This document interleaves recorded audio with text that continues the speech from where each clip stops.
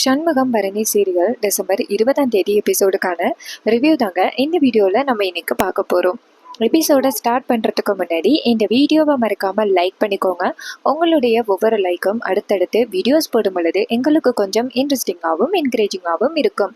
என்ன நடக்குதுன்னா, பாக்கியம் முருகனை சாமி கும்பிட்டுக்கிட்டு இருக்காங்க. எப்படியாவது பாண்டி எசக்கிய வீட்டுக்கு கூட்டிட்டு வந்துடணும் அப்படின்னு வேண்டிக்கிட்டு இருக்காங்க. அந்த நேரம் சவுந்தரபாண்டியோட அக்காவும் கிண்டல் பண்ணிக்கிட்டு இருக்காங்க. சவுந்தரபாண்டி சொல்றாரு, அடியே பாக்கியம், நீ என்ன சாமி கும்பிட்டாலும் கண்டிப்பா நீ நினைக்கிறது நடக்க போறது கிடையாது அப்படின்னு. அப்ப சவுந்தரபாண்டியோட அக்கா சொல்றாரு, இவ சொன்னா எங்க கேட்க போறா, இவ கேட்குற ஆளே கிடையாது, நீ வேணும்னா பாரு, பாண்டி மட்டும்தான் வருவான், எசைக்கு வரப்போறது கிடையாது அப்படின்னு ரெண்டு பேருமே கிண்டல் பண்ணி பேசிக்கிட்டு இருக்காங்க. அதே நேரத்துல பாண்டி கோவமா வீட்டுக்கு வராரு. பாண்டி கோவமா வீட்டுக்கு வரத நம்ம பாக்கியம் பார்த்துட்டு அதிர்ச்சி ஆகுறாங்க. ஏன்னா பாண்டி மட்டும்தான் வராரு, எசைக்கு வரல. இதை பார்த்துட்டு சவுந்தர பாண்டி ரொம்ப சந்தோஷப்படுறாரு. அதே நேரத்துல பாக்கியம் ஓடி வந்து, டேய் பாண்டி, என்னடா நீ மட்டும் தனியா வந்திருக்க, எசைக்கு எங்கடா, எசைக்கிய கூட்டிட்டு வருவ அப்படின்னு நான் காத்துக்கிட்டு இருக்கேன், என்னடா ஆச்சு அப்படின்னு கேட்க பாண்டி சொல்றாரு, அந்த எசைக்கு இனிமே வரமாட்டா அப்படின்னு. இனிமே அவளுக்கும் இந்த வீட்டுக்கும் எந்தவித சம்பந்தமும் இல்லை, அவ இனிமே இந்த வீட்டுக்கு வரமாட்டா அப்படின்னு. இது கேட்டதோட பாக்கியம் சொல்றாங்க, டேய் என்னடா இப்படி பேசுற, எசைக்கு எந்த அளவுக்கு உன் மேல உயிரா இருந்தா அவ கண்டிப்பா இங்க வரணுமேடா, ஏண்டா என்னாச்சு, அங்க போய் நீ ஏதாவது உங்க அப்பா மாதிரி பிரச்சனை பண்ணியா அப்படின்னு கேட்க அப்ப பாண்டி சொல்றாரு, அம்மா, அவகிட்ட நான் அவ்வளோ கெஞ்சி கேட்டேன், ஆனா அவ கொஞ்சம் கூட கேட்கவே இல்லை, என் கூட வர முடியாது அப்படின்னு சொல்லிட்டான். அந்த சண்முகம் சொல்லிதான் இதெல்லாம் பண்ணிக்கிட்டு இருக்கா. நான் எவ்வளவு மரியாதையா போய் கேட்டேன் தெரியுமா, ஆனா அவ சுத்தமா வர முடியாதுன்னு சொல்லிட்டா அப்படின்னு. இது கேட்டதோட பாக்கியம் அதிர்ச்சி ஆகுறாங்க. இதை கேட்டுட்டு சவுந்தர பாண்டி ரொம்ப சந்தோஷப்படுறாரு. அப்ப சவுந்தர பாண்டி சொல்றாரு, நான் தான் அப்பவே சொன்னேன்னு அவ வரமாட்டா அப்படின்னு. அப்ப பாண்டி சொல்றாரு, அம்மா, அவ தாலியை கைட்டி கொடுக்க சொல்லிட்டேன், இனிமேலும் அவ கழுத்துல தாலி எதுக்கு, இனிமே அவ எனக்கு வேண்டாமா அப்படின்னு. இதை கேட்டதோட சவுந்தர பாண்டி சொல்றாரு, மகனே, இப்பதான் நீ என் மாமா மாதிரி பேசுற அப்படின்னு சவுந்தர பாண்டி காலரை தூக்கி விட்டுக்கிறாரு. அப்ப பாண்டி கோவமா அந்த இடத்துல இருந்து போறாங்க. சோ இதை பார்த்துட்டு பாக்கியம் கவலையா நிக்க சவுந்தர பாண்டி சொல்றாரு, இவன் தான் என் மவன், இப்பதான் என் மவன் அப்படிங்கிறத ப்ரூவ் பண்றான் அப்படின்னு. அப்ப சவுந்தர பாண்டியோட அக்கா சொல்றாங்க, நான் கூட அந்த எசைக்கு வீட்டுக்கு வந்துட்டா மறுபடியும் அவளை எப்படி இந்த வீட்டை விட்டு துரத்துறது அப்படின்னு பிளான் பண்ணலாமோன்னு நினைச்சேன், ஆனா நம்ம நினைக்கிறதுக்குள்ள அந்த எசைக்கே வர முடியாதுன்னு சொல்லிட்டா போல, நம்ம மேல அவ்வளோ பயம், மறுபடியும் இந்த வீட்டுக்குள்ள வந்தா நம்ம ஏதாவது அவளை பண்ணிடுவோம்ல, அதனாலதான் அந்த சண்முகம் இங்க விட மாட்டேங்கிறான் அப்படின்னு. இதை கேட்டுட்டு நம்ம பாக்கியம் கவலையா நிக்கிறாங்க.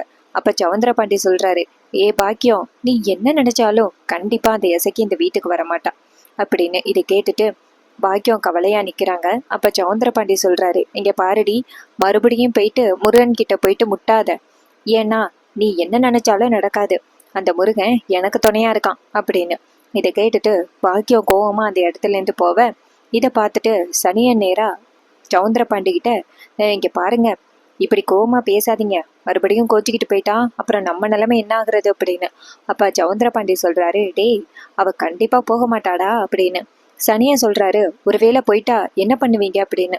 சவுந்தர பாண்டி சொல்றாரு, அன்னைக்கு கழுத்தை பிடிச்சி வெளியில தள்ளி கதவை சாத்தினப்ப கூட வீட்டு வாசல்லையே தான் ரொம்ப நேரமா நின்றுகிட்டு இருந்தாலே தவிர்த்து வேற எங்கேயுமே போகல இல்ல, அதனால அவ கண்டிப்பா இந்த வீட்டை விட்டு எங்கேயும் போக மாட்டான்னு எனக்கு தெரியும், ஏன்னா அந்த அளவுக்கு என் மேல அவ்வளவு பாசம் அப்படின்னு. அப்ப சனியன் கேக்குறாரு, என்ன சொன்னீங்க அப்படின்னு. அப்ப சவுந்தர பாண்டி சொல்றாரு, என் பொண்டாட்டிய நான் எப்படி விரட்டி அடிச்சாலும் அவ என்னை விட்டு போகவே மாட்டா, ஏன்னா அவளுக்கு என் மேல அம்புட்டு காதல் அப்படின்னு. இதை கேட்டதோட சவுந்தர பாண்டியோட அக்கா சொல்றாங்க, அடைச்சி போடா அப்படின்னு. அதுக்கப்புறமா நேரா நம்ம சண்முகத்தோட வீட்டை காமிக்கிறாங்க. சண்முகத்தோட தங்கச்சிங்க எல்லாருமே சாப்பாடுக்காக 4 பேர் வரிசையா உட்காந்துருக்காங்க. அப்ப நம்ம எசைக்கு தான் 4 பேருக்கு சாப்பாடு போட்டு கொடுத்துக்கிட்டு இருக்காங்க. அதே நேரத்துல சண்முகம் அங்கேருந்து வராரு. சண்முகம் பரணி எங்க அப்படின்னு கேக்குறாங்க. அப்ப எசைக்கு சொல்றாங்க, என்னன்னு தெரியல, அவ ரூம்ல தான் இருக்கா, ஏதோ கோவம் போல அப்படின்னு. அப்ப சண்முகம் சொல்றாரு, சரி சரி, அதை நான் பாத்துக்கிறேன், அப்பா எங்க அப்படின்னு. அப்ப எசைக்கு சொல்றாங்க, அப்பா வெளியில உட்காந்துருக்காரு போல கோவமா அப்படின்னு. அப்ப சண்முகம் சொல்றாரு, அப்பா சுத்தமா பசி தாங்க மாட்டாரு, நீ போட்டு கொண்டு போய் கொடு எசைக்கு அப்படின்னு. எசைக்கும் சரிண்ணா நான் அப்பாவுக்கு போட்டு கொண்டு போய் கொடுக்குறேன், அவர் எங்க இருக்காரோ அங்கேயே உட்காந்து சாப்பிடட்டும் அப்படின்னு. அதே நேரத்துல சண்முகத்தோட அப்பா நேரா வராரு. அவரை பார்த்ததோட சண்முகம் சொல்றாரு, இப்பதான் சாப்பாடை பத்தி பேசிக்கிட்டு இருந்தோம், அப்பா வந்துட்டாரு. அப்பா கொஞ்சம் கூட சாப்பாடு பசி தாங்க மாட்டாருன்னு பேசிக்கிட்டோம், அதே மாதிரி வந்துட்டாரு அப்படின்னு. அப்ப சண்முக நேரா இசக்கிட்ட, இசக்கி அப்பாவுக்கு சாப்பாட்டு போட்டு கொடு, அவர் எங்கேயாவது போய் உட்காந்து சாப்பிட்டுக்கிட்டோம் அப்படின்னு. அப்ப இசக்கியும் சரி நான் அப்படின்னு சொல்லிட்டு சாப்பாடை போட்டு நேரா அவங்க அப்பாட்ட, அப்பா இந்தாப்பா, உனக்கு எங்க போய் உட்காந்து சாப்பிடணுமோ சாப்பிட்டுக்கோ, தண்ணி கொண்டு வரேன் அப்படின்னு சொல்ல, இதை பார்த்துட்டு சண்முகத்தோட அப்பா செம்ம கடுப்பாகி அந்த தட்டை தூக்கி வீசுறாரு. இதை பார்த்ததோட எசக்கி அதிர்ச்சியாகி, அப்பா என்னப்பா இதெல்லாம், இப்படி கோவத்தை அன்னத்து மேல காட்டலாமா அப்படின்னு. அப்ப அவரு சொல்றாரு, உன் வாழ்க்கையே இப்படி நாசமா போய் கிடக்கு, அதை பத்தி எங்கேயாவது நீ யோசனை பண்ணி பாத்தியா அப்படின்னு. அப்ப எசக்கி சொல்றாங்க, அப்பா நான் அந்த வீட்டுக்கு போக மாட்டேன் அப்படின்னு. அப்ப அவரு சொல்றாரு, நீ உன் அண்ணன் பேச்சு கேட்டுக்கிட்டு தானே இதெல்லாம் பண்ணிக்கிட்டு இருக்க, இங்க பாரு நீ வாழா வெட்டியா உட்காந்துருக்கிறது எவ்வளவு கஷ்டமா இருக்கு தெரியுமா அப்படின்னு. அப்ப ரத்தனா சொல்றாங்க, அப்பா அவளா இஷ்டப்பட்டு வந்து உட்காந்துருக்கா அப்படின்னு. அப்ப அவர் சொல்றாரு, இங்க பாரு நீ மட்டும் உட்காந்தது பத்தலையா, உன் தங்கச்சியும் கூட கூப்பிட்டு உட்கார வச்சிருக்கியா அப்படின்னு. இது கேட்டதோட ரத்தன அதிர்ச்சியாகி, அண்ணா என்னன்னா இப்படி பேசுறாரு அப்பா அப்படின்னு. அப்ப அவர் சொல்றாரு, இங்க பாருடி, அந்த பாண்டி பைய ஃபர்ஸ்ட் எப்படி இருந்தாலும் உனக்கு தெரியும்ல, ஆனா இப்ப நம்ம குடும்பத்தோட நல்லபடியா பேசுறான், எவ்வளவு நல்ல குணமா வந்தான், அவனை திருத்தி கொண்டு வர்றதுக்கே எவ்வளவு கஷ்டப்பட்டோம், கடைசியில பார்த்தா மறுபடியும் அவனை அதே கேரக்டருக்குள்ளேயே தள்ளிட்டியே, அவனுக்கு எவ்வளவு வந்து கெஞ்சுறான் வா போகலாம் அப்படின்னு, ஆனா கொஞ்சம் கூட கேட்காம திமிரு பிடிச்சு போய் பேசுற அப்படின்னு. அப்ப எசக்கி வந்துட்டு, அப்பா நான் அந்த வீட்டுக்கு போக முடியாது அப்படின்னு. அப்ப அவர் சொல்றாரு, இங்க பாரு மரியாதையா நாளைக்கே வந்து இந்த இடத்த விட்டு காலி பண்ணிரு, இல்லைன்னு வச்சுக்கேன் அவ்வளவுதான் அப்படின்னு சொல்ல. அப்ப எசக்கி சொல்றாங்க, நான் போக முடியாதுப்பா அப்படின்னு. அப்ப அவர் சொல்றாரு, இங்க பாரு என்ன எதிர்த்து எதிர்த்து பேசுறியா அப்படின்னு சொல்லிட்டு சவுந்தர அந்த சண்முகத்தோட அப்பா வந்துட்டு எசக்கி அடிக்க போறாங்க. இதை பார்த்துட்டு சண்முகம் அதிர்ச்சி ஆகி அவரும் தட்டை தூக்கி போட்டு உடைக்கிறாரு. இதை பார்த்துட்டு எல்லாருமே அதிர்ச்சி ஆகுறாங்க. அப்ப சண்முகம் இங்கேருந்து வராரு, வந்துட்டு இங்க பாருப்பா என்ன கோவத்தை பொண்ணுங்க மேல காமிக்கிற அப்படின்னு. அப்ப அவர் சொல்றாரு, இங்க பாருடா உனக்கெல்லாம் கொஞ்சம் கூட அறிவே இல்லையா, இப்படி தங்கச்சி எல்லாரையுமே வாழ வெட்டியா வீட்டுல உட்கார வச்சியன்னா என்ன கதி ஆகுறது, ஊர் உலகத்துல என்ன பேசுவாங்க அப்படின்னு. அப்ப சண்முகம் சொல்றாரு, அப்பா அன்னைக்கு மட்டும் அத்தை போகலைன்னா ஒரு நெருப்பு குச்சி போதும் இந்நேரம் எசக்கி உயிரோடவே இருந்திருக்க மாட்டா, அப்படிப்பட்ட ஒரு குடும்பத்துக்குள்ளையா எசக்கிய திரும்பி கொண்டு போய் விட சொல்ற அப்படின்னு. அப்ப அவர் சொல்றாரு, அதான் பாண்டி வந்துட்டான, பாண்டி பார்த்துப்பான் அப்படின்னு. அப்ப சண்முகம் சொல்றாரு, பாண்டி பார்த்துப்பானா, அன்னைக்கு அந்த பாண்டி எங்க போனா அப்படின்னு. அப்ப அவர் சொல்றாரு, டேய் முட்டாள்தனமா பேசாதரா அப்படின்னு. அப்ப சண்முகம் சொல்றாரு, இங்க பாருப்பா, என் தங்கச்சி இந்த வீட்டிலே இருந்துக்கட்டும், நான் அவளை கண்டிப்பா இந்த வீட்டுல இருந்து வேற எங்கேயும் அனுப்ப மாட்டேன், இதனால அவளோட உயிருக்கு ஆபத்து, அந்த வீட்டுக்கு அனுப்புனா அங்க உள்ளவங்க எப்படிப்பட்டவங்கன்னு உனக்கு தெரியும்ல, நான் கண்டிப்பா அனுப்ப மாட்டேன் அப்படின்னு. அப்ப சண்முகம் கோவமா பேசுறாரு. அப்ப சண்முகத்தோட அப்பா சொல்றாரு, ஐயோ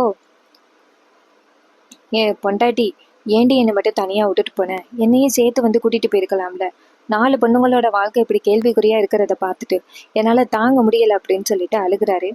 அப்ப அழுதுகிட்டே இருக்கும் பொழுது சண்முகம் சொல்றாரு, நான் அந்த வீட்டுக்கு எசக்கி அனுப்ப முடியாது, அவன் காலம் ஃபுல்லா இங்கேயே கிடந்தாலும் பரவாயில்ல அப்படின்னு சொன்னதோட அவர் கோவப்பட்டு சண்முகத்தை அடிக்க போறாரு. அப்ப கீழே கிடந்த ஒரு சொம்புல வந்து வலிக்கி கீழே விழுகிறாரு. அப்ப பரணி தாங்கி பிடிக்கிறாங்க, சண்முகம் தூக்குடா அப்படின்னு. ஆனா சண்முகம் கண்டுக்காம அப்படியே நிக்கிறாரு. இதை பார்த்துட்டு சண்முகத்தோட அப்பா சொல்றாரு, விடுமா, அவன் ஏன் தான் இப்படி வரப்பா இருக்கான்னு தெரியல அப்படின்னு சொல்லிட்டு சண்முகத்தோட அப்பா கோவமா பேசுறாரு. பரணிக்கு செம்ம ஷாக் ஆகுது, சண்முகம் இப்படி பிடிவாதம் பிடிச்சுக்கிட்டே இருக்கிறது. அப்ப சண்முகத்தோட அப்பா நம்ம எசகியோட வாழ்க்கையை நினைச்சு ரொம்ப கவலையா உட்காந்துருக்காரு. ஏன் என்னால மட்டும் இதெல்லாம் தாங்கிக்கவே முடியல, ஏன் சண்முகம் இப்படி தங்கச்சியோட வாழ்க்கைகளை இப்படி கேள்விக்குறியாக்குற அப்படின்னு சொல்லிட்டு அவரு ரொம்ப கவலைப்பட்டு உட்காந்துருக்கார். பரணி சொல்றாங்க, மாமா கவலைப்படாதீங்க அப்படின்னு. அப்ப சண்முகம் சொல்றாரு, இங்க பாருங்க டி, இவர் இப்படிதான் புலம்பிக்கிட்டு கிடப்பாரு, இதை பத்தியெல்லாம் பார்த்துக்கிட்டு இருந்தா நம்ம நேரம் போயிடும், நீங்க எல்லாரும் உட்காந்து சாப்பிடுங்க அப்படின்னு சொல்லிட்டு சண்முகம் பாட்டுக்கு உட்காந்து போயிட்டு சாப்பிட்றாரு. நம்ம உழைக்கிறதே இந்த சாப்பாட்டுக்காக தான், இதை போயிட்டு இப்படி தட்டி விடலாமா அப்படின்னு உட்காந்து அவர் சாப்பிட்டுக்கிட்டு இருக்காரு. இதை பார்த்துட்டு பரணிக்கு செம்ம அதிர்ச்சியா இருக்கு, என்ன இது சண்முகம் இப்படி கோவப்படுறானே அப்படின்னு. அதுக்கப்புறமா சண்முகத்தோட அப்பாவும் ரொம்ப கவலையா இருக்காரு, எப்படியாவது எசக்கிக்கும் ரத்னாவுக்கும் நல்ல வகையில வாழ்க்கை அமைஞ்சிருச்சுன்னா சந்தோஷம், ஆனா ஏன் அதை புரிஞ்சிக்காம இருக்காங்க அப்படின்ட்டு அவரு ரொம்ப கவலைப்படுறாரு. அதுக்கப்புறம் சீனசி பண்ணி நேரா நம்ம சண்முகத்தை காமிக்கிறாங்க. சண்முகம் அவரோட ரூம்ல பரணி படுத்திருக்க கட்டில்ல படுத்துக்கிட்டு காலாட்டிக்கிட்டு பாட்டு பாடிக்கிட்டு இருக்காரு சமயம். அப்ப பரணி ரூமுக்குள்ள வராங்க. வந்து நேரா சண்முகத்தை பார்த்துட்டு, என்னடா ரொம்ப ஜாலியா பாட்டு பாடிக்கிட்டு கிடக்குற அப்படின்னு. அப்ப சண்முகம் சொல்றாரு, சும்மாதான் அப்படின்னு. பரணி சொல்றாங்க, என்ன உன் தங்கச்சி எல்லாம் உன் கட்டுப்பாட்டுல இருக்காங்க அப்படின்னு நினைச்சு ரொம்ப ஹாப்பியா இருக்க போல அப்படின்னு. இதை கேட்டுட்டு சண்முகம் சொல்றாரு, என்னடி இப்படி சொல்ற, அப்படியெல்லாம் இல்லை, அவளுகளுக்கு நல்லது மட்டும்தானே நான் யோசிக்கிறேன் அப்படின்னு. அப்ப பரணி கேக்குறாங்க, இப்படி வீட்லயே வச்சிருக்கிறது தான் நல்லது யோசிக்கிறதா அப்படின்னு. அப்ப சண்முகம் கேக்குறாரு, இங்க பாரு, உன் அப்பா எசக்கிய கொல்ல பார்த்தாரு. ஒரு நெருப்பு குச்சி போதும், என் தங்கச்சி உயிரோட இருந்திருக்க மாட்டா. நல்லவேளை அந்த நேரத்துக்கு அத்தை போனதுனால ஏதோ தப்பிச்சிட்டா. இல்லைன்னா அவளை இன்னைக்கு என்னால பார்த்துருக்க முடியுமா? அவ என் கூட உயிரோட நிம்மதியா இருக்கணும் அப்படின்னா அவ கண்டிப்பா இங்க இருந்தாதான் சரிப்பட்டு வரும் அப்படின்னு. இதை கேட்டுட்டு பரணி சொல்றாங்க, இங்க பாருடா, அதுக்காக காலம் ஃபுல்லா இங்கே வச்சிருக்க முடியாதுல்ல, அவளோட எதிர்காலத்தை பார்க்கணும்ல அப்படின்னு. ஆனா சண்முகம் சொல்றாரு, இங்க பாரு பரணி, நீ அதை பத்தி பேச வேணாம் அப்படின்னு.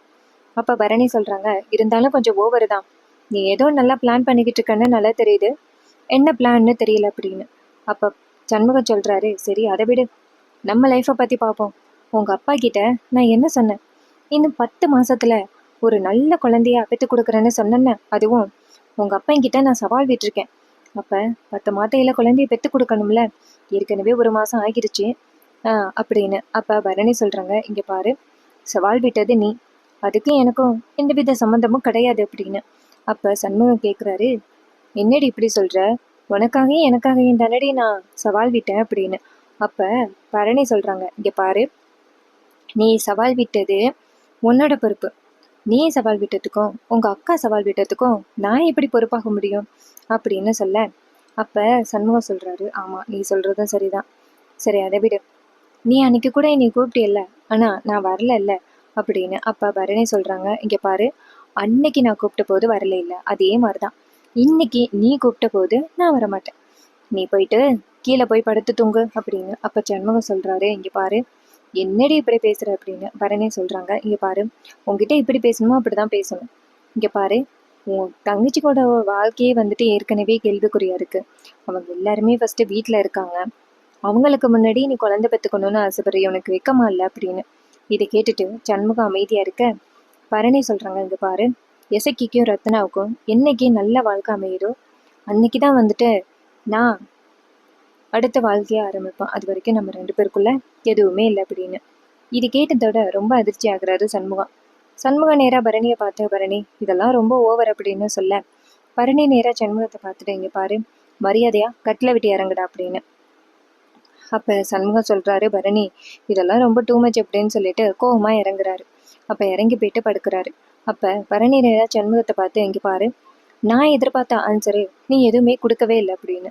அப்ப சண்முகம் கேக்குறாரு, என்ன நான் கொடுக்கல, அதான் நீ கேட்டதுக்கு எல்லாத்துக்குமே நான் பதில் சொன்னனே அப்படின்னு.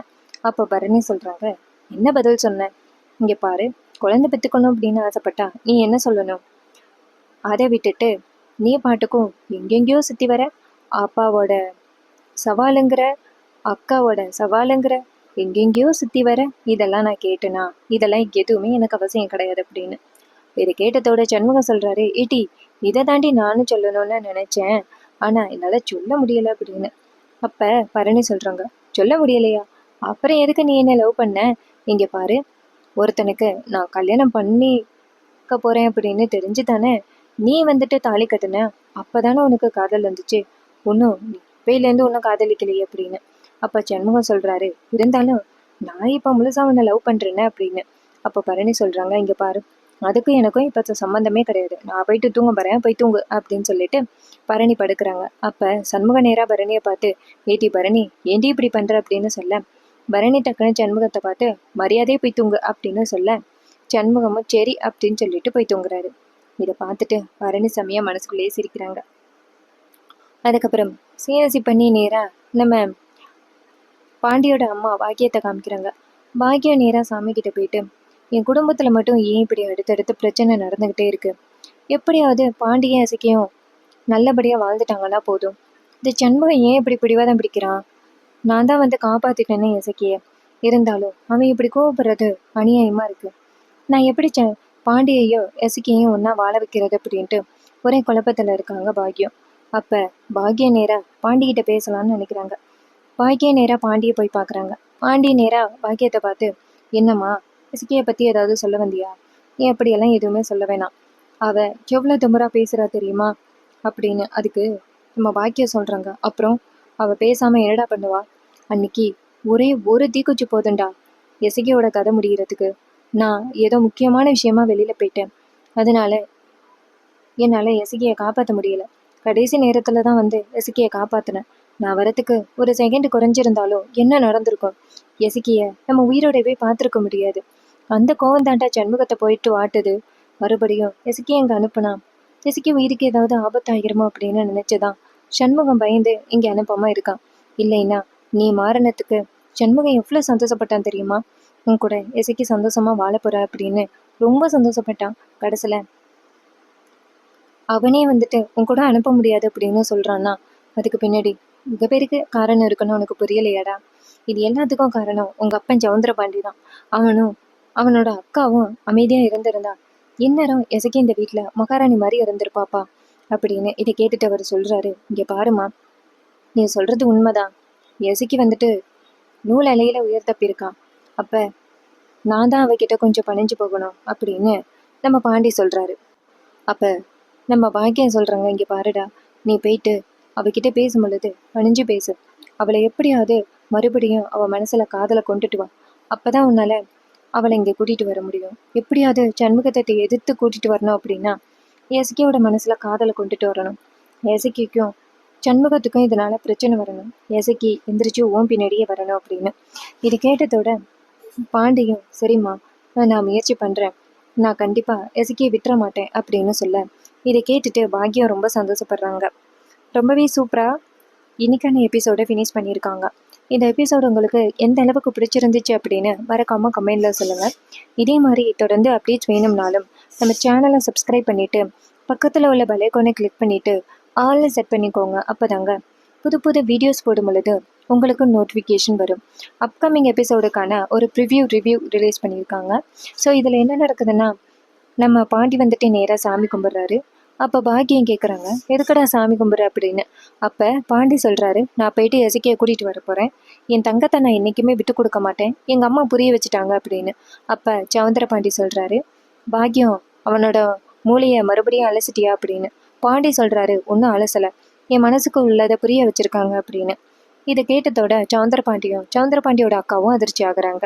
அண்ட் இப்படி தான் இந்த ப்ரிவியூவை ஃபினிஷ் பண்ணியிருக்காங்க.